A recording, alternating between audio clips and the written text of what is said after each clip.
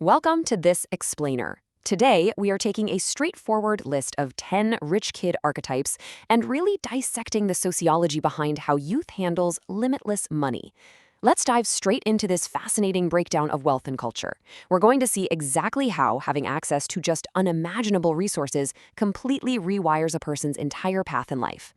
But before we get into the nitty-gritty, ask yourself, which of these archetypes have you actually bumped into in real life? Or maybe you just see them constantly scrolling through your social media feeds. We're all bombarded with these lavish, highly curated lifestyles every single day.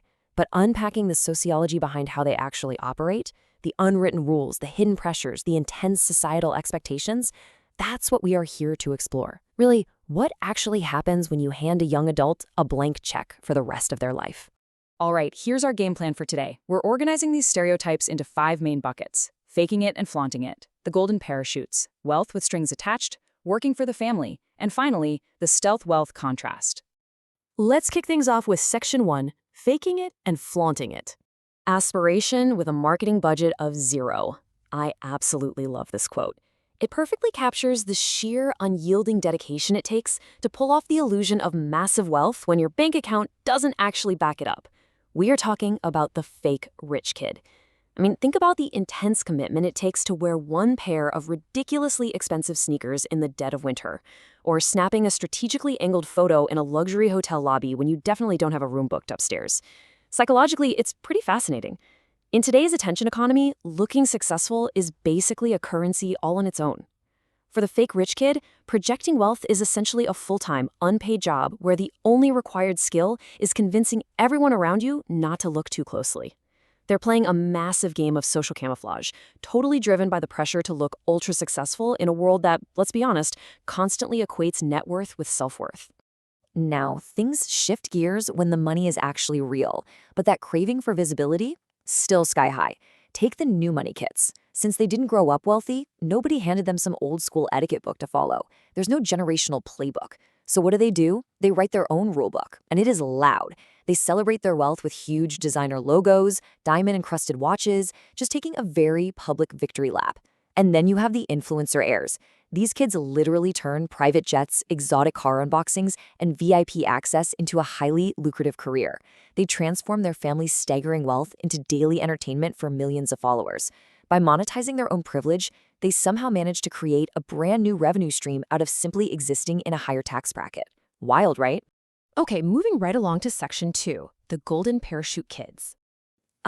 This brings us to the internet's absolute favorite sport, the Nepo baby.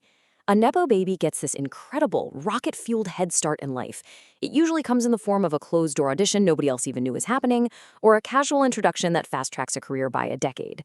We are culturally obsessed with pulling up the family tree to track a celebrity kid's first big Hollywood movie or record deal straight back to one specific favor. Sociologically, our obsession here stems from the tension between the myth of meritocracy, the idea that hard work is all it takes, and the harsh reality of nepotism. The Nepo baby proves that access is half the battle. And the ultimate irony, some of them genuinely are incredibly talented, which honestly only make the general public more annoyed because then you can't even justifiably be mad about their success. And then there's the trust fund kid. It's basically like winning a lottery you didn't even know you entered.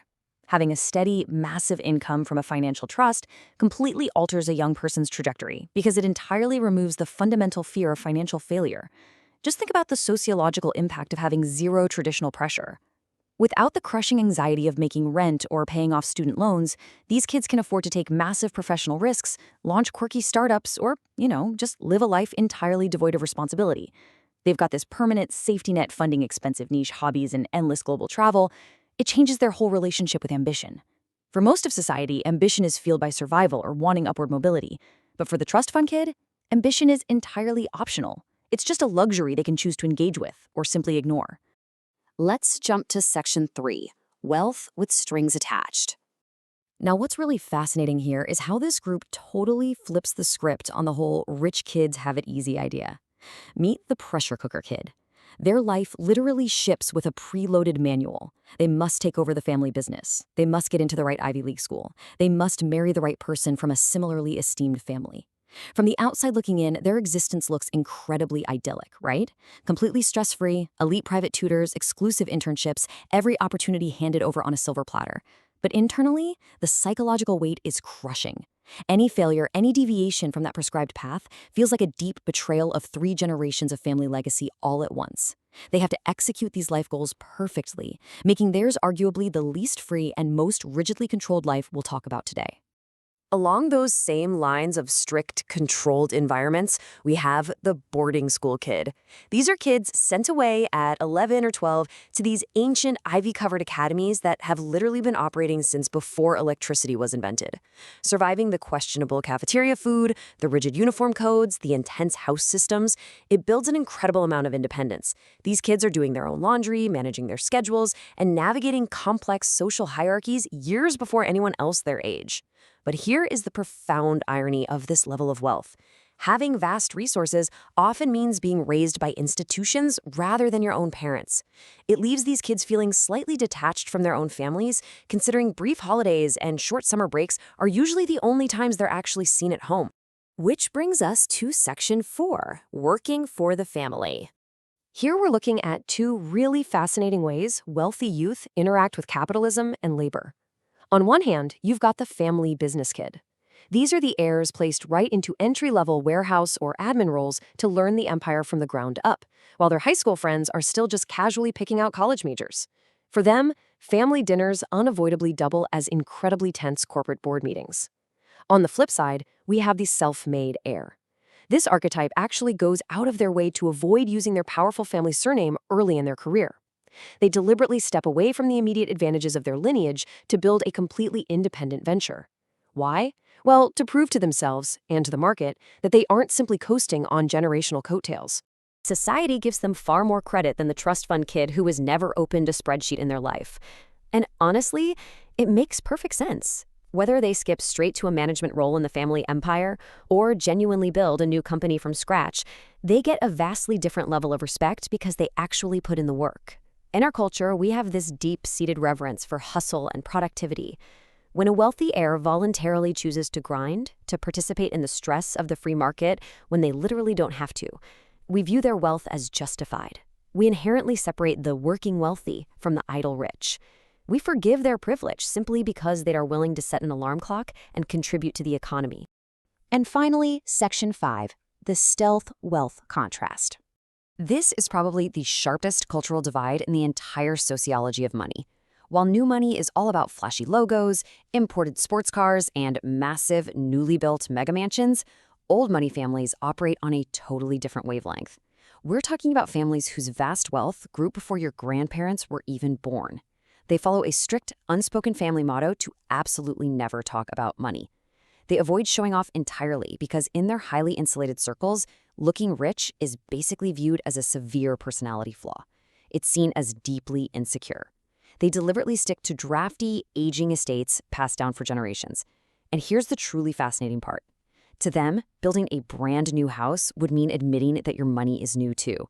True status in this world is having wealth that is so old it has literally become part of the landscape. And that leads us perfectly into the concept of stealth wealth. True generational wealth hides completely out in the open behind plain, unbranded, beautifully tailored clothing that somehow still costs way more than your monthly car payment. The goal is complete aesthetic camouflage. They want to look like they casually shop at the exact same accessible stores as everyone else, even though they absolutely positively do not. But what's really incredible is how much this specific archetype has influenced broader society lately. Just think about the massive explosion of the quiet luxury trend on social media. Everyday people are abandoning loud logos to emulate this exact old money aesthetic. We're collectively mimicking the wardrobes of billionaires whose entire goal was just to blend in. It creates this bizarre cultural loop where the ultimate flex is pretending you aren't flexing at all. So, I want to leave you with this final thought to chew on regarding our societal obsession with unpacking these wealthy archetypes.